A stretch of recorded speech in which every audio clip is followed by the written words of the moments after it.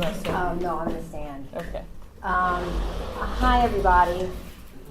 I'm Merilyn, and I'm an alcoholic. Hey, Merilyn. It's an honor and a privilege to be here to speak to you tonight. I feel pretty good. I hope you guys are feeling pretty good. Woo! All right. Before I get into the groove of my story, I need to tell you that I have a sobriety date. It's the 10th of June, 2020. So I'm only a year and a half into what I consider to be my first true recovery. And I do have a sponsor who has a sponsor. And just as preamble, I just want to tell you guys that I am wearing an aromatherapy lotion called Restful Moon. So I'm hoping that keeps me really calm. And if anybody hasn't seen my sweater, I think it's really cool. Isn't that awesome? Okay. So enough of that. I'm supposed to tell you what I was like, what happened, and what I was like now.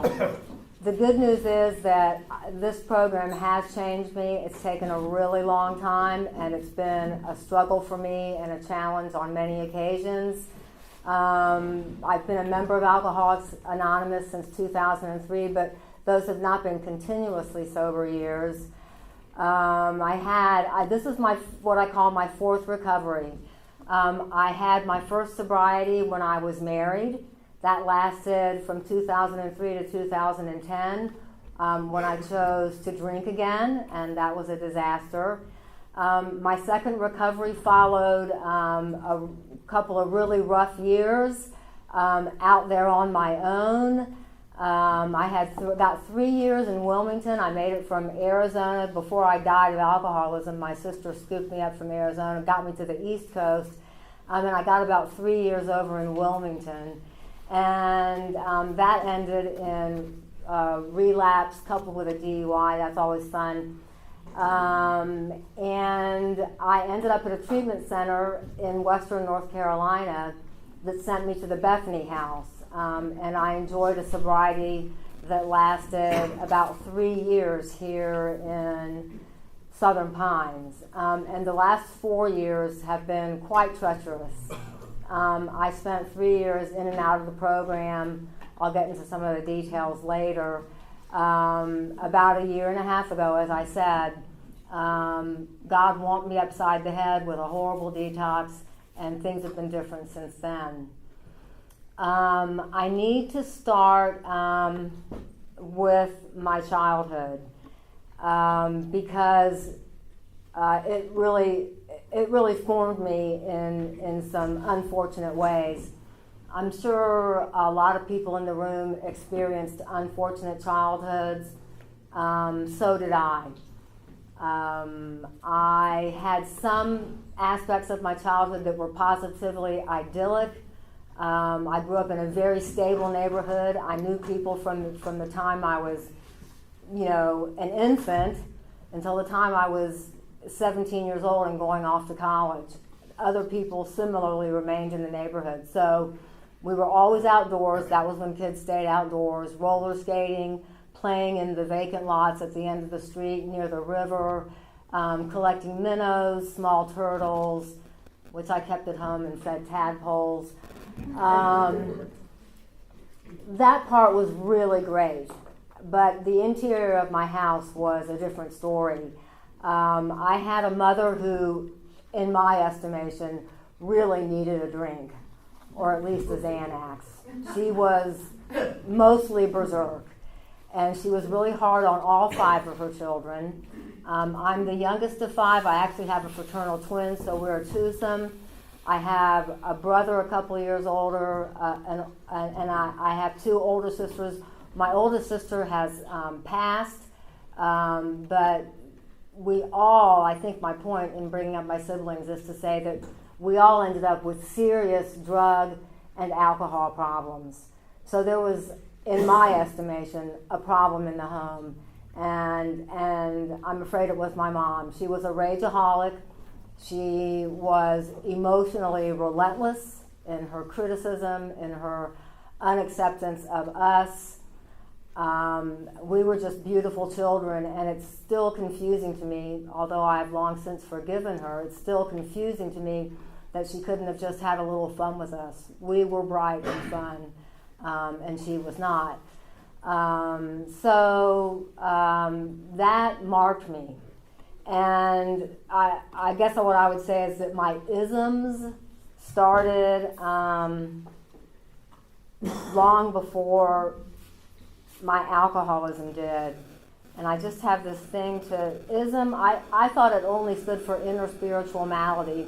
And I only figured out about a year ago that when people talked about inner spiritual malady, they were talking about ism. It took me a long time to put those two together.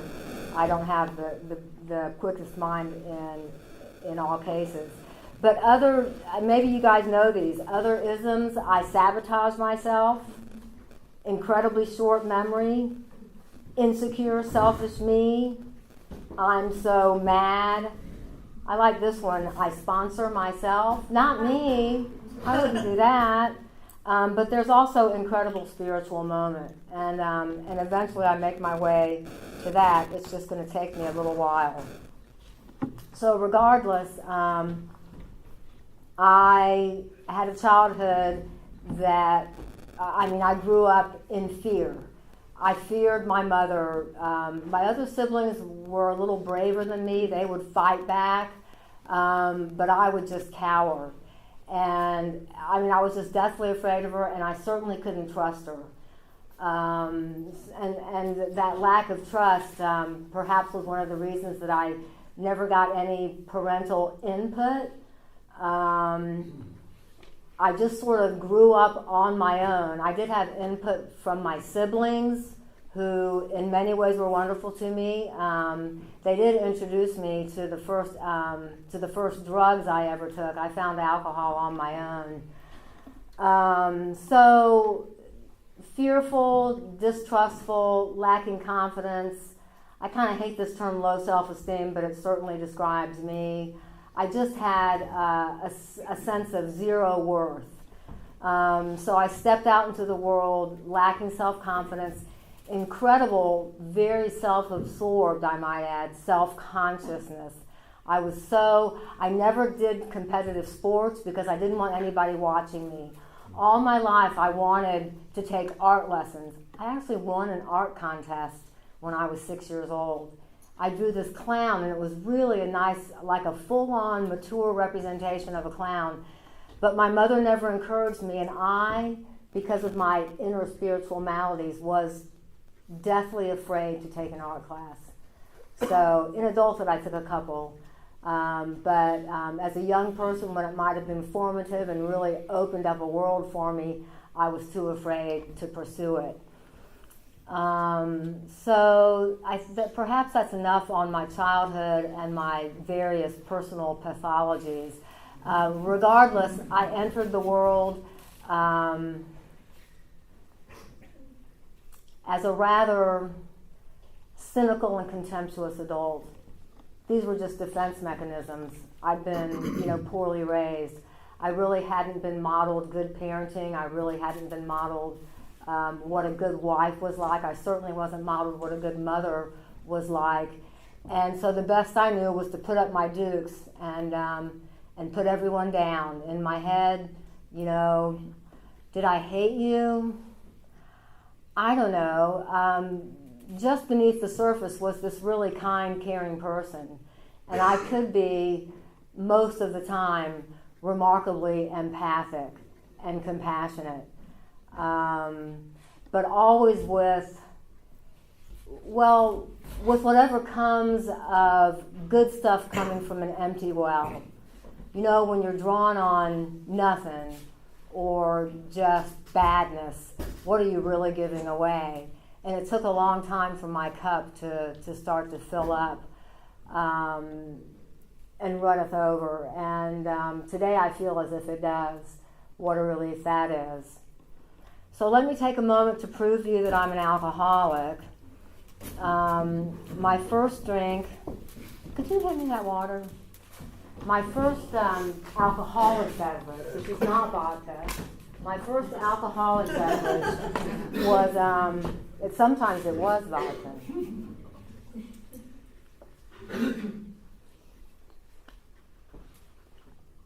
Okay, I took my first alcoholic beverage, I think, when I was 13 years old. I was sitting alone at home. I don't know what was going on. I was wearing these dark blue panties with white lace and a red checkered top. Two of my favorite things. My grandmother had made me the underwear. She was a master seamstress. And I could have learned from her. Something else I missed out on. Sewing and art. Anyway, I decided to go up into my parents' very small liquor cabinet up there in that high shelf. I had to climb on the counter and, stand up to get to it. My parents were not alcoholic. My dad had perhaps 2 drinks a year. I remember one cocktail party where people were drinking brown liquor.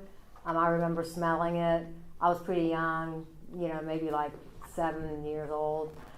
But they really were not drinkers. Now, in my family history, there's severe alcoholism in a maternal great uncle and my paternal grandfather. He actually died in a mental institution, and rumor has it he had wet brain.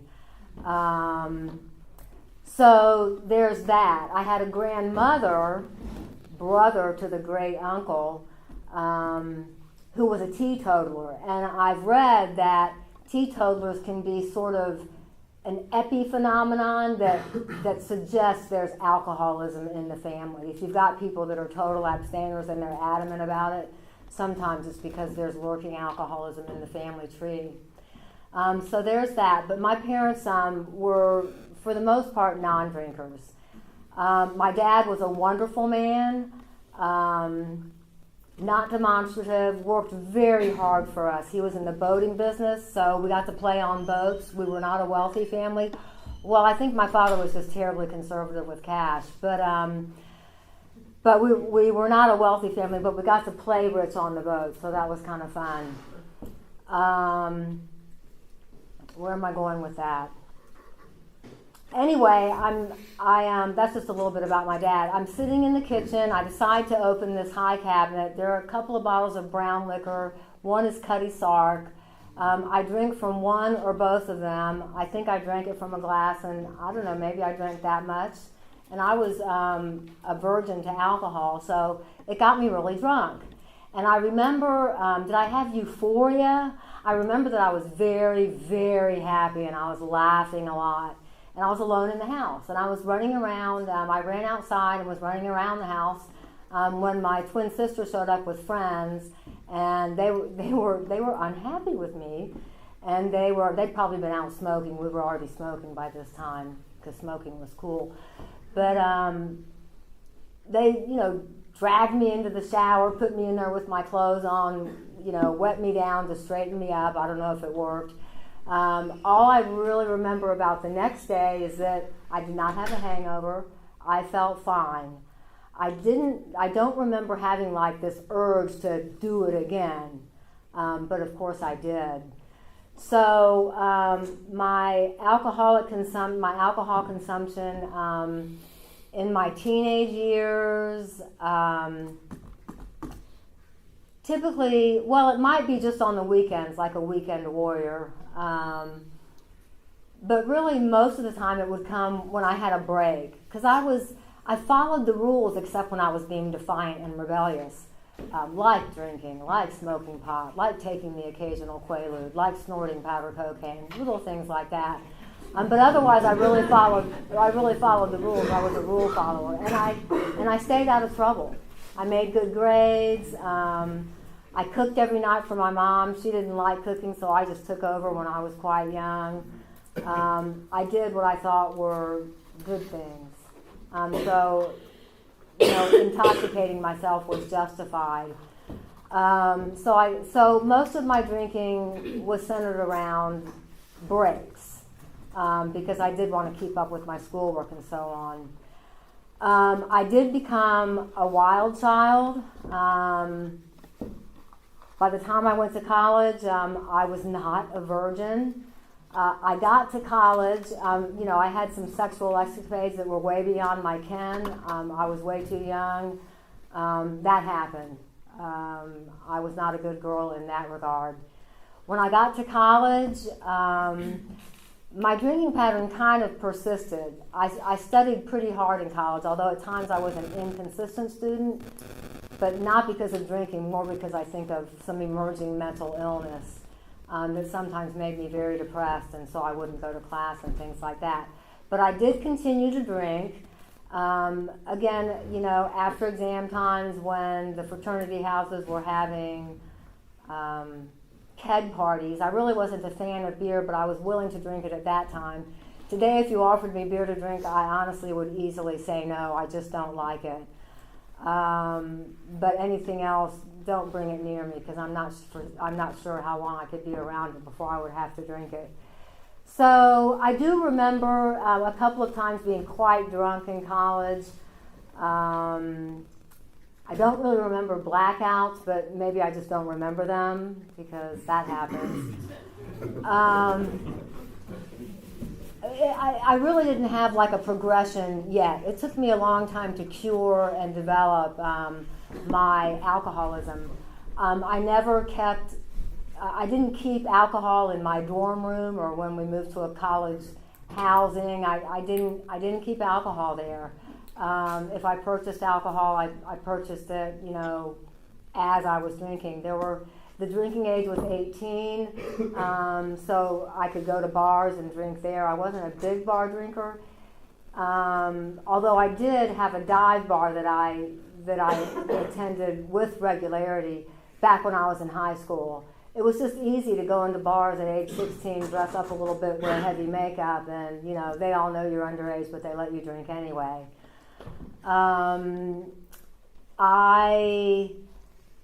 So I probably was already alcoholic. Certainly if alcohol were available and the time was right, I would absolutely drink. Did I drink as if I couldn't stop? Not yet. Not yet. I could stop when I was just drunk. I didn't necessarily pass out. That wasn't like the ending to my drinking for any given night. I got into graduate school, and it was a really rigorous graduate school. So things keep appearing in my path that are an obstacle to my advancing alcoholism. I kind of envy? I don't know. I kind of envy the people who come in here quite young, especially when they're in their 20s. They just get slammed by alcohol or drug addiction when they're really young, and some of them have the good fortune to get sober when they're really young. That's just not my story. So in graduate school, I continued to party hard when exams were over.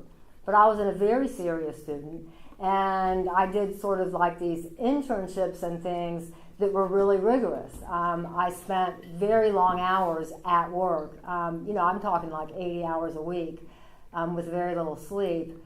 And that persisted through graduate school and then through postgraduate training that I also participated in. So I just remained this weekend warrior for so long. It wasn't until I was married that things began to really progress. I should mention my spouse. My former spouse, my husband, as I like to say. I met him while I was in graduate school. He was ahead of me in training, and it was like electric when we met. It was like we were two really sick people, and our psychopathologies just met. It was perfection, a perfect storm anyway. So even early in our relationship, we were together for about 5 years before we got married. Even early in our relationship, I recognized that I was falling into this codependent kind of relationship with him, much like the codependent relationship that I had with my mom. In fact, my husband sadly was a whole lot like my mother. He was not physically abusive, although men can be abusive in other ways.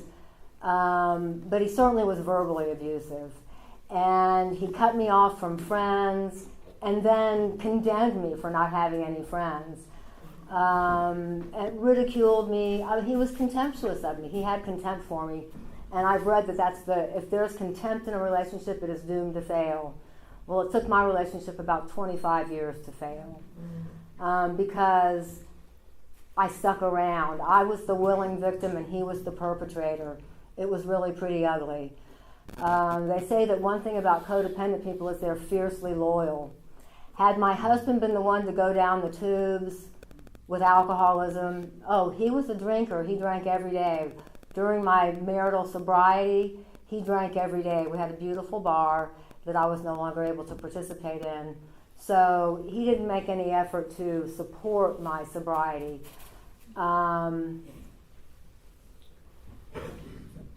It was in the context of my marriage that I got into the habit of drinking every day. So I worked pretty hard. I was also having babies and raising babies. And when my children were small, and I don't know, were they 7 or 8? When, I would come home from work and I had a favorite wine cup. It was made of plastic. It wasn't really a wine glass. It was green, and it had lots of little cracks in it. I don't know why. But it was my wine glass, and as soon as I got home from work, I always cooked a homemade meal. When I say always, I mean always. Takeout was not for this family. I was like an overachiever. I will make the Betty Crocker meal every night. Because, that's sort of like the piece of martyrdom that I, carried around with me. Look at all these wonderful things I'm doing, kind of hyper-functioning, over-functioning, overachieving for everybody else, but not for myself. I was dying on the inside. So anyway, I did get into the habit of drinking every day, and I got into the habit of drinking until I went to bed. And how much is that? Well, who knows, because my wine was coming in boxes. But I remember pretty vividly one time picking up the wine box, and it was empty. Imagine that. And I thought, how much wine have I drunk in the past, 24 hours? Did I drink 3 liters? I actually called Alcoholics Anonymous the next day. And I went to Alcoholics Anonymous, and I loved it. And I was ready to quit drinking. And I went home and I said, husband, I found some people who can really help me. And he squashed it, or quashed it, or whatever it is you do to make it stop. He said, you will not go to Alcoholics Anonymous. I guess it would have been too shameful. He said, you will call me. He was going to sponsor me, I guess. While he was drinking, with drink in hand, he would be my sponsor. You'll call me when you want to drink. Well, that didn't work out. So let me just move rapidly forward through the marriage, which is, even though I'm sober, it's not the greatest sobriety. It doesn't have a lot of basis in spirit. It has a lot of basis in the material world. Because what I really was doing was grasping and clinging to my children, my marriage, the job that I didn't love, but was very important to me. It was a big piece of my identity. The house and the cars and the lifestyle. We were pretty well off. And I was just clinging to that and failing to generate really solid recovery. It's like that parable of the farmer and the seeds. My seeds fell on rocky soil. So they produced roots, but they were shallow. So when real life happened, I caved and I returned to drinking. And that's what happened in my marriage. So I returned to drinking in 2010-ish, and man, it was on. And it was all in secret. But the funny thing is, when I drink, I get drunk, and people notice. Like my husband bought this little breathalyzer, and he'd meh, and I'd be like, it was bad. He would find my vodka hidden in my handbags, the extra ones. Just wherever, and I reached a point where I had to leave work because I couldn't stop drinking, and I was so depressed. I was admitted to the psych unit because I was so depressed. I was actually pretty actively suicidal, had a nice plan worked out. I was going to jump off this cliff in Arizona. It would have been perfect. I knew what I was going to wear and everything. So they hospitalized me. But really the underlying problem was alcoholism. So I had this rather bad day. I'm not working. I'm drinking vodka sort of continuously, 24/7. You know, it's weird. You can sort of act straight, and I was drunk so much that maybe people couldn't quite tell she's acting weird, but she's always acting weird. Is she drunk? I don't know. So I was kind of drinking continuously, and my kids needed to go to karate. I'd been passed out in the bed, and I wake up just in time to take them to karate. Fortunately, it's only a mile away because I'm very intoxicated. I should mention that in the context of my drinking, I did drive my children while I was drunk. I drove other people's children while I was drunk. I put your grandmother, your mother, your children at risk. I was a menace to society. I was an unfit mother. I did not deserve to be raising children in that context. No, no, no. So that being said, I drive the kids a mile to karate, and I step outside to smoke a cigarette because when I'm drinking, I smoke. Now I'm using this hideous vaping pen. I really should stop. Anyway, I fell down. Bam! Hit my face on the curb, scratched up my glasses, gave myself a black eye. But I stood up and drove my kids home after the karate class. Nobody stopped me and said, "Ma'am, do you need some help?" Anyway, the next day I was in a treatment center, and after that treatment center, on paper I looked like a truly recovering alcoholic. I did all the steps. I worked closely with a sponsor. We read the book together. But really, when we were reading the book, I was like, "What are we doing? What is this all about?" But that was just a bubble over my head. What I should have said to her is, "I don't know what we're doing." But I wasn't bold enough to kind of, help me figure this out. I wasn't that smart. So it ended up being this kind of superficial recovery, and it's not really a big surprise that it ended up failing. Now, once my marriage crumbled, because once I started drinking again, it got really crazy. Between psychotropic drugs and my drinking and the therapist, it just got really crazy. I don't know how did he hang on for as long as he did, really. I have to have a lot of compassion for him. Nobody knew what they were going to come home to because sometimes I was just wall-eyed crazy. Let me kind of rush through the rest of my first step because I do want to get to my recovery. The years following the crumbling of my marriage, I was kicked out of my house, sent to a treatment center for 90 days, left the treatment center, stayed sober for a minute, but spent the next year and a half or so getting sober and getting drunk, going to AA and getting drunk. And at one point I'd been drinking vodka for about 2 weeks straight in a nasty apartment with a cot and a cardboard table and a radio. That's all I did. I was sitting around painting. I actually got kind of good at it. I can't do that today, but I did it then. Painting rocks, painting chickens, whatever. I called my sister. I was in the cot. I called my sister and I said, "I'm dying here." And it was a Sunday, and she said, "Can you hold on till Wednesday?" And I said, "Yes." And I don't know how she got me on the plane to take me from Casa Grande, Arizona, to Jacksonville, Florida, where she lived. Then I ultimately ended up with my brother in Wilmington. But she got me there somehow. She put me in a wheelchair to get me on the plane. She had to be feeding me vodka. She had to be, but I don't remember. Anyway, after all that, in the midst of all that, I did get my first DUI. I remember the DUI. I remember the guy trying to do field sobriety testing on me. I blew a .28. That's pretty high, 3.5 times the legal limit. And I couldn't do any of the things he wanted me to do. And I remember just begging this cop, "Please stop. I can't do this. Don't make me do this." But I guess he wanted it for the video camera. So he just kept, whatever they make you do. Anyway, made it to the East Coast. It ended up in Wilmington with my brother because I could not stay sober with my sister in Jacksonville. And kind of abused my brother by he and his wife, who baptized me recently, he and his wife were sober for like ever. I think now they have like 30 plus years of ease. And I would drink in his house. How disrespectful, inconsiderate is not a strong enough word. It was just wrong. I would drink in his house. Eventually, I woke up one morning and I said to them, I've got to go back to treatment, and I did.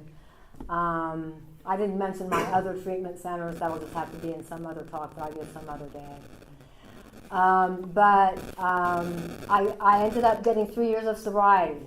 And how did I do that? I memorized prayers, St. Francis, third step, seventh step, the promises, how it works, memory. I would recite all the stuff in my brain early in the morning, and somehow it didn't enlarge my spiritual life. And the big book says if you don't perfect and enlarge your spiritual life, you will not stay sober. Well, this was my problem in that sobriety, and apparently a problem in the sobriety that eventually came around in this area. So in Wilmington, I ended up in a halfway house community. I ended up staying for like over 2 years. They really should have kicked me out, but I was too afraid to leave. And what I ended up doing in the end was drinking in that halfway house community. And that's when I got my second DUI. Picked somebody up for an AA meeting, and I'm 3 sheets to the wind. She thought I was acting a little strange. I had a fender bender. I get out of the car, and I'm like this, because I just can't quite stand up. I hand the cop my Food Lion card when he asks me for my license. It was a problem. Anyway, that was my second DUI. So moving along to more the present, over those past 4 years I told you about earlier, I went through detox 4 times. Twice. What happens when I drink is I reach a point where I can't drink enough to stay out of withdrawal. I don't know if any of you have ever experienced that, but your blood alcohol level's pretty high and you start to shake like this. 2 of those times I detoxed on my own. Actually, somebody in the audience whose name is Laura came to my house during one of my drunken episodes, which was followed. I had to quit drinking. I had to quit drinking. I thought that I had some power over my drinking because I would put it down, and I knew I was going to go through withdrawal. So twice I did withdrawal at home, butt crawling through the house because I couldn't stand, having to, barely able to get up on the toilet, awake for 4 days straight because when you're coming off of alcohol, you can't sleep. And then 2 times I was wise enough to go to the hospital, but I was also that sick, hallucinating, believing my hallucinations, the whole deal. So I think that that's perhaps a bit too much time spent on step 1. It took me a long time to fully commit to step 1. When I would relapse, I would think, where have I gone wrong? Step 4? Step 9? It was step 1 every time. When the bottle's in your hand, it's step 1. And I couldn't fully conceive to my innermost self that I was powerless over alcohol. In my mind, there was this lurking notion that I was going to drink again. So, and unmanageable, come on. I mean, I was going to hotel rooms where I would arrive with 4 bottles of vodka and 4 bottles of Gatorade, and I'd tell housekeeping not to stop by the room. I mean, I'd fall down, I'd wake up with all these bruises. I mean, step 1, in active alcoholism. Today I know that I'm powerless over alcohol. Today I know that. It took that last detox when God just sort of took my head and went to wake me up and to get me on track, even though it was a very painful way to get on track. Step 2, the phrase in the big book that has helped me the most with step 2 is when I realized how hopeless and futile my life as an alcoholic was. And that realization finally got me through step 2. I need something more. I'm beyond human aid. And that really started me rolling into step 3, where I began to develop a concept of God. Perhaps it's an outside issue, but in addition to Alcoholics Anonymous, I started attending Celebrate Recovery at Margie's behest. And that is a Christ-centered recovery program, and that has become an integral part of my recovery. So I began to develop a real concept of a God of my understanding. As far as step 4 goes, I have done so many step 4s and so many step 5s. After 2 of my step 5s, I went out immediately, and drank a 5th of vodka. Don't do that. I wasn't ready for step 4. I was still at step 1, really. And I could never quite grasp that I just had never even got past step 1. So a lot of those moral inventories were by rote, without emotion. They didn't come from the heart. They didn't get me. I was not unburdened when I told my sponsor my 5th step. I was self-flagellating. I was still beating myself up. So why not go drink? I did them wrong. So step 4, 5, there's that. Never recognized, I sort of recognized when I read Drop the Rock. It's not AA-approved literature, but if anybody hasn't read Drop the Rock, think about reading it. It's about step 6 and 7 and how critical they are to developing this relationship with a higher power. I mean, God, I can't do this. I can't do this. Remove this from me, at least for today. That was another concept that I was slow to get, one day at a time. Sometimes it would just annoy me. Things like the St. Francis prayer annoyed me, made me angry. When was I going to be loved and understood? Forget loving and understanding everybody else. I've been doing that my whole life. It's time for me to get some. Anyway, step 6 and 7, humbly asked him to remove my shortcomings, at least for today. At least for today. And what are my shortcomings? What was generated by all those inner spiritual maladies? How about a little furious anger? How about calling it rage? But it's all internal. It's all behind this wall of blandness. Arrogance, judgment, criticism, cynicism, contempt. I mean, I was rife with trouble. I was really rife with trouble. And so I can't take care of that myself. I really have to have God. So what about step 8? One thing I did is I gave up my license to practice in my profession. That was the only thing I needed to do. I could not stop drinking. I knew I couldn't work in my profession any longer. And so I surrendered my license. I surrendered my license as I was surrendering to God, because, that was my way of making amends to my professional community and to all my patients, some of whom I may have seen in an intoxicated state. I didn't drink at work, but if you're drinking at 2 o'clock in the morning because you wake up and you just need a drink, glug, glug, glug, glug, glug, you're probably getting to work with a significant blood alcohol level. What comes next? Other amends. My family, especially my children. I can tell you that my children did not speak to me for several years after I was kicked out of the house. I was not even allowed to say goodbye to them.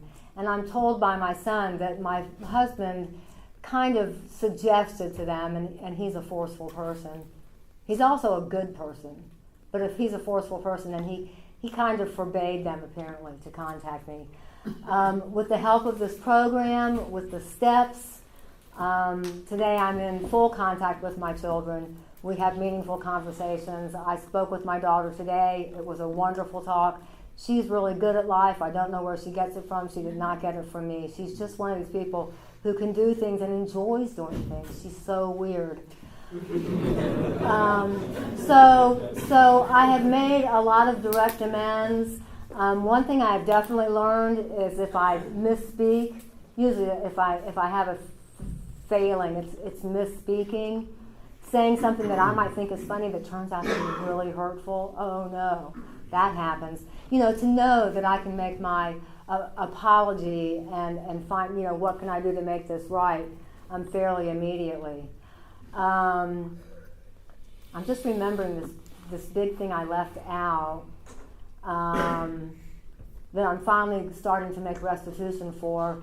I was a master shoplifter in high school and even into adulthood. I was a master shoplifter, and I stole a lot. I stole my entire high school wardrobe, and if you wanted something really badly, I would steal it for you.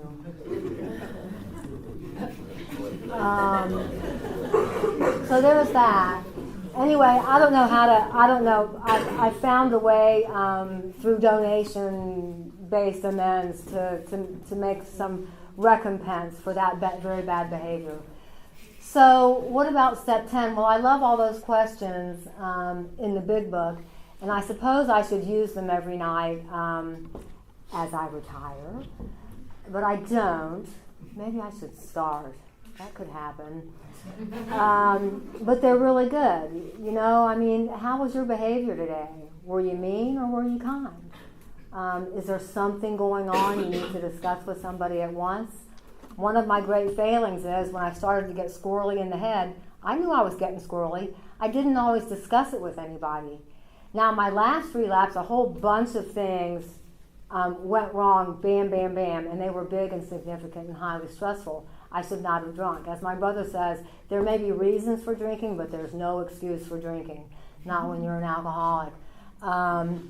In that setting, I absolutely told my sponsor, my eyes were like, if I was awake, I was terrified, and I drank anyway, even though discussing it with others didn't help in that circumstance because I wasn't really all that well in the first place, right? I had those shallow roots, and they were dying off, and my plant was dying.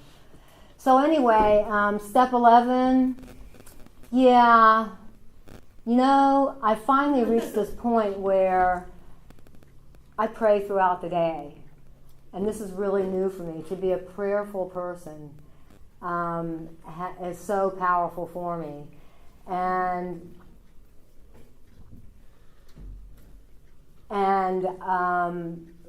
just today I feel such a connection to my higher power. And it's just been blown to the sky since I was baptized this past Sunday. I'm prayerful throughout the day. And at first it was something I had to really, seek out. I had to find the prayer. Oh, don't forget to pray. And now it just happens. Thank you, God. Thank you, whomever. And I will just tell a really quick story about my yoga because I have a little bit of time. I got deeply into yoga before my last relapse. So this is while I'm in Southern Pines. And Laura might remember I would get up at like 4:30 in the morning and I would practice yoga for like 2.5 hours. So I would do the intense posture work, and then I would do the breathing exercises, pranayama, and then I would meditate. And it was such a beautiful thing. Man, could I meditate. I would just feel this connection to the universe. I was all that. And I didn't tell anybody how cool I was, but I felt pretty cool. I felt so cool that I thought I could drink again. I'm doing all this yoga. I meditate like a bombshell. I think I can drink again. So it led to a relapse. Anyway, having had a spiritual awakening as the result of these steps, well, it's just true. As a result of these steps, I was such a slow learner. Please don't be like me. I live today. I feel awake today. I feel aware. I'm happy to be telling my story. I'm not nervous. I love all of you. It's really, really cool. So you don't have to do it my way. You can do the steps well and from the heart, from the get-go. And do I practice these principles in all my affairs? I really try. Just to go out into the world with a kind energy. I used to feel like I was covered in sand spurs, and that was why everybody was running away from me. Why doesn't anybody want to hang out with me? Not today. Today I have real friends. Real relationships. It feels really good. I'm kind of old to just be making friends, but that's just my story. So, carry the message to alcoholics. Yeah, I'm doing that right now to a bunch of alcoholics, really sick alcoholics. And I mean that in a really nice way, because I'm so sick too. Anyway, I think where I am today feels really spot on. I feel good, and it's a good place to be. And I'm Merilyn, and I'm an alcoholic.